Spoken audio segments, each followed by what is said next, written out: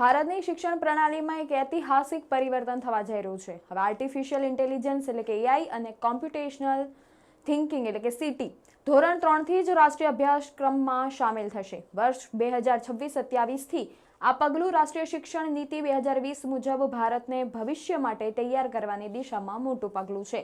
શિક્ષણ મંત્રાલયે CBSE, NCERT, KVS, NVS અને રાજ્ય સરકારો સાથે મળી એક રોડમેપ તૈયાર કર્યો છે। જ્યારે આઈઆઈટી મદ્રાસના પ્રોફેસર કાર્તિક રમનની અધ્યક્ષતામાં એક નિષ્ણાંત સમિતિ અભ્યાસક્રમ તૈયાર કરી રહી છે। આ પહેલનો હેતુ ફક્ત ટેકનિકલ જ્ઞાન આપવાનો નથી, પણ વિદ્યાર્થીઓમાં નૈતિકતા, સામાજિકતા, જવાબદારી અને સર્જનાત્મક વિકસાવવાનો છે। એટલે કે જાહેર હિત માટે એઆઈ વિદ્યાર્થીઓ નાનપણથી જ શીખશે કે કેવી રીતે ટેકનોલોજીનો ઉપયોગ સમાજના હિત માટે કરવો જોઈએ।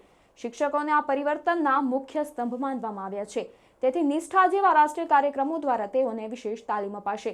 શરૂઆતથી જ એઆઈ શીખવાનો આ નિર્ણય ભારતની શિક્ષણ વ્યવસ્થાને ડિજિટલ યુગ માટે તૈયાર કરી દેશે।